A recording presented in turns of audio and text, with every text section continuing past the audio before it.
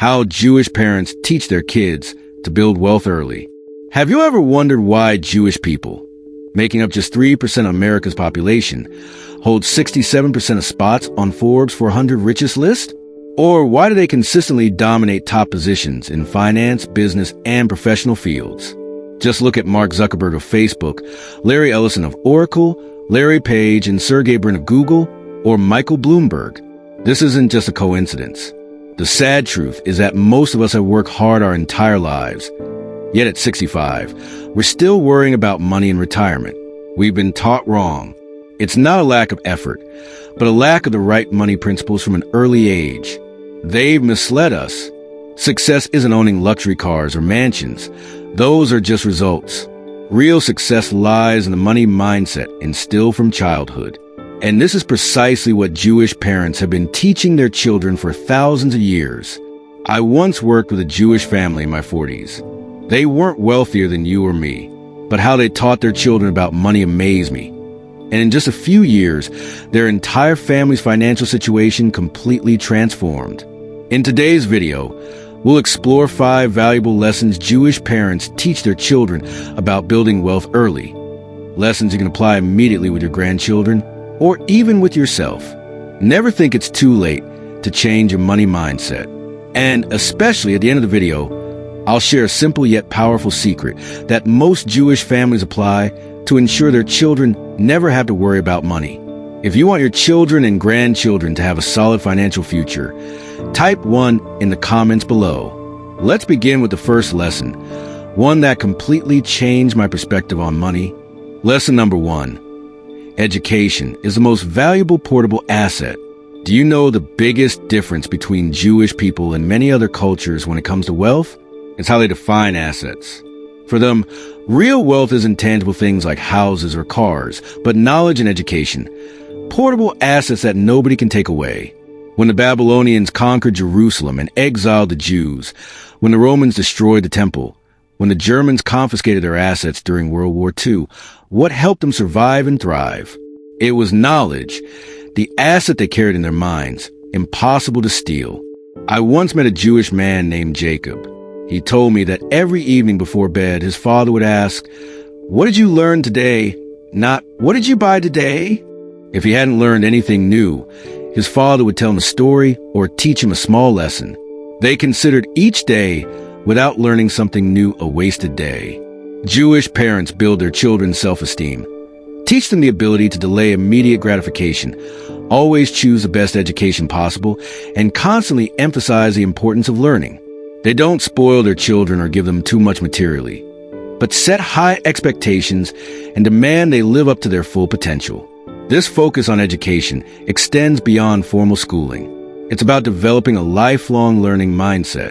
Jewish families often prioritize spending on books, courses, and educational experiences over material possessions. Their homes typically contain more books than toys. The emphasis on education also teaches children patience and long-term thinking. By investing years in learning before earning, they understand that immediate gratification isn't as valuable as long-term knowledge acquisition. This principle alone explains why Jewish children often excel academically and professionally. What makes this approach particularly powerful is that it treats education as an investment rather than an expense. When faced with financial decisions, many parents ask, "Can we afford this vacation?" But Jewish parents are more likely to ask, "Can we afford not to invest in this educational opportunity?" You can apply this lesson immediately in several ways. Start asking your grandchildren about what they learned each day and share your own learning. Create a small home library with books on various subjects. Set aside a specific education fund for experiences that expand knowledge rather than just entertain. Celebrate academic achievements as enthusiastically as sports victories. Remember, it's never too late to embrace this mindset yourself. The most successful people, regardless of age, are those who commit to continuous learning. Start today by reading just 15 minutes daily on a new subject and watch how it transforms your perspective on wealth creation. Now, let's move to the second lesson, a practical system that teaches children money management from their earliest years. Lesson number 2, the 5-jar system, a tool for building a financial mindset early. Jewish people begin teaching their children about money as soon as they can talk, fully understanding the biblical principle. Teach a child the way of the Lord, and when he grows up, he will not depart from it. They don't wait until their children are older or start working. They teach from day one.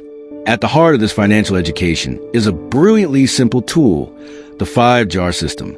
Each jar is labeled for a specific purpose and has an accessible top for easy use by even the youngest children. This visual, hands-on approach makes abstract financial concepts tangible and memorable.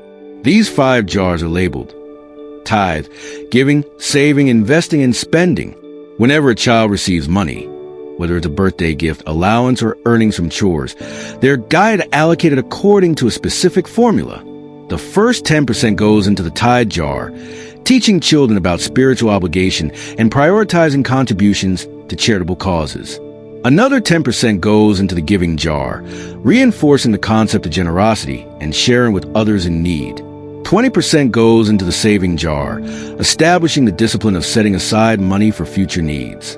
20% goes into the investing jar, introducing the concept that money can grow and work for you. The remaining 40% goes into the spending jar for current needs and wants. What makes this system particularly effective is the clear rules about when each jar can be opened. The tithe jar typically opens on worship days, instilling regular giving as a spiritual practice. The giving jar opens when opportunities to help others arise. The saving jar remains closed except for true emergencies, teaching discipline. The investing jar opens only when it's full or a suitable investment opportunity presents itself. Perhaps most importantly, children have complete authority over deciding when and where to invest their accumulated money. Parents don't intervene, even when the child is making a mistake. They let them learn from failure. After all, failure is a good teacher. This hands-off approach builds confidence and develops critical financial decision-making skills. The 5-jar system creates powerful visual feedback. As children watch their investing jar grow faster than others due to compounding returns, they naturally become more interested in building wealth rather than merely consuming. You can implement this system with your grandchildren today using simple mason jars and handwritten labels. For older children, you might use digital jars through banking apps that allow for multiple savings goals. The key is consistency. Every dollar received follows the same allocation process, creating lifelong habits. This system isn't just for children. Many adults find it transformative to return to these fundamental principles. After all, most financial struggles stem not from insufficient income, but from poor allocation habits. Let's now explore the third lesson, a practical approach to budgeting that transforms it from a dreaded chore to an empowering skill. Lesson number 3, teaching budgeting principles early through real experiences. Budgeting lessons can start early. First, define what a budget is in simple terms. A written table showing money in, money out. Second, explain wants versus needs. This straightforward framework creates financial clarity that many adults still lack. In Jewish households, budgeting isn't presented as a restriction, but as a tool for achieving what matters most. Children learn that a budget simply means making conscious choices about where money goes, rather than letting it disappear unconsciously. I know a remarkable Jewish family in Florida who transformed their household finances into a living classroom. Before holidays, the mother uses Monopoly money and says, "Okay, we have this amount of money to spend. What's most important to us? Lots of new clothing, or going on a trip. If we spend everything on new clothes, we won't be able to go on the trip."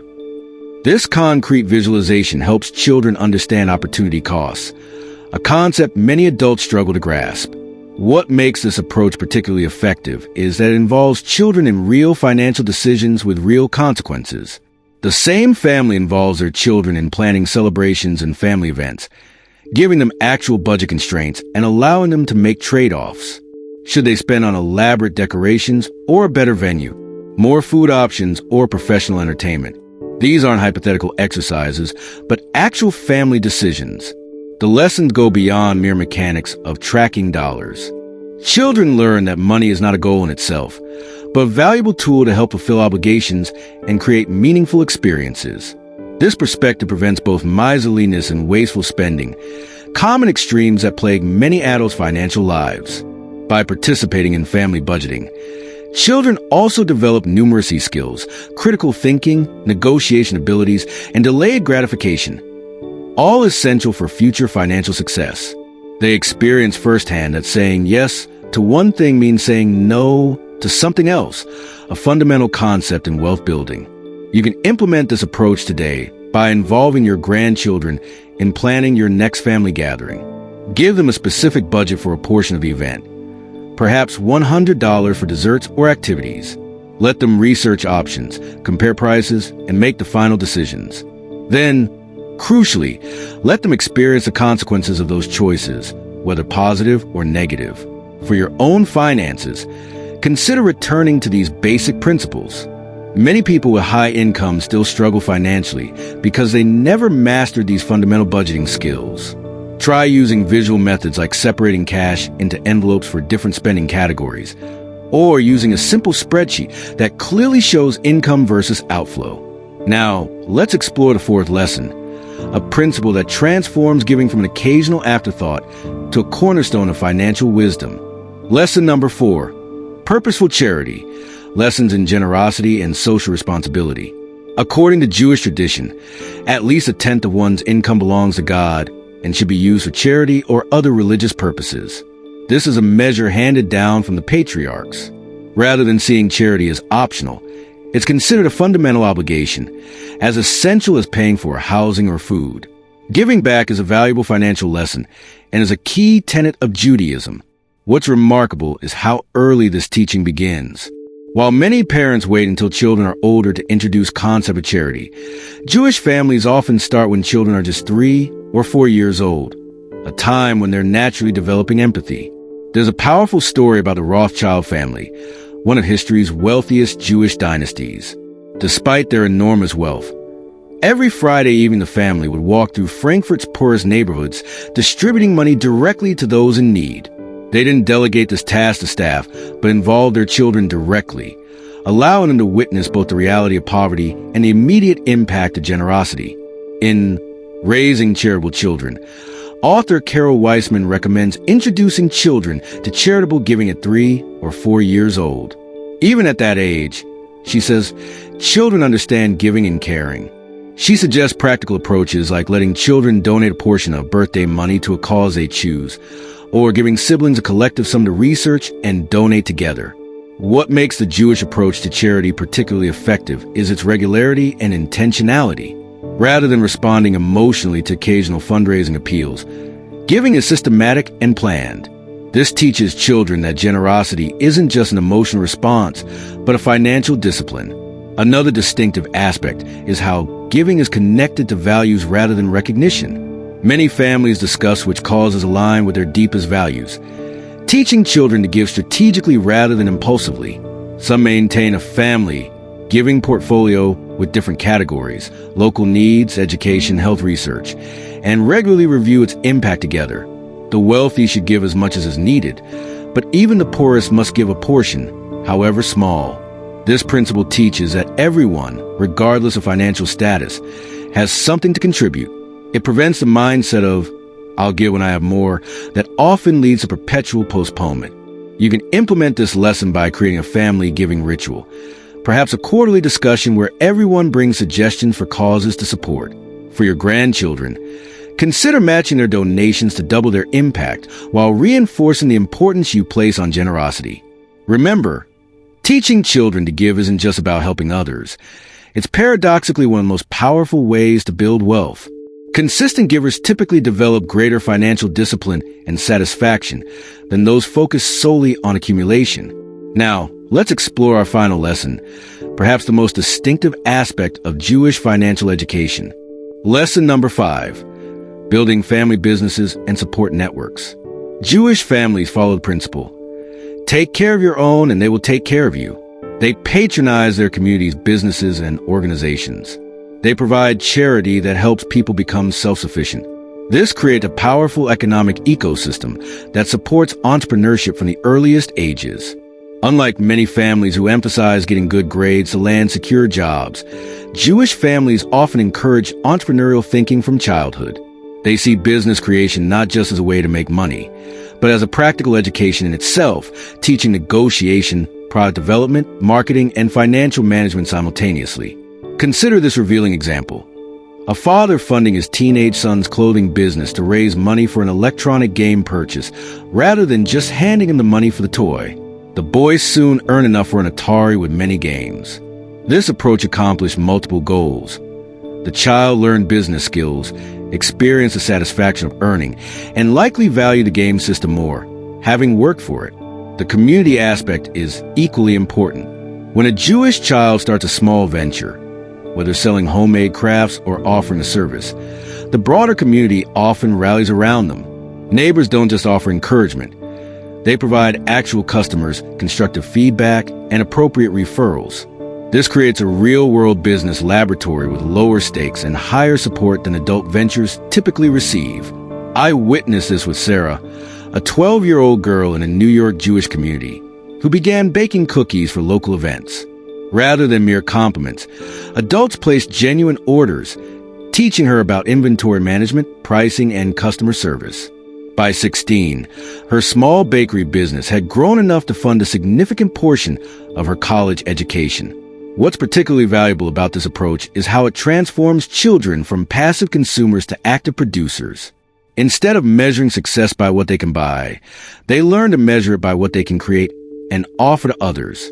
This mindset shift alone can dramatically alter one's financial trajectory. The businesses themselves often become multi-generational, with each generation learning from and eventually improving upon the previous one's work. Family businesses provide not just income but identity, purpose, and practical education in wealth management. You can implement this lesson by investing a small amount in your grandchild's business idea. Instead of buying them the latest toy, offer seed capital and mentoring for a simple venture. Help them think through basic questions. Who might buy this? How much should it cost? How will you fulfill orders? Then connect them with potential first customers to get started. This entrepreneurial education doesn't replace formal schooling. It complements it by providing real-world application for academic concepts. Together, they create a powerful foundation for lifelong financial success.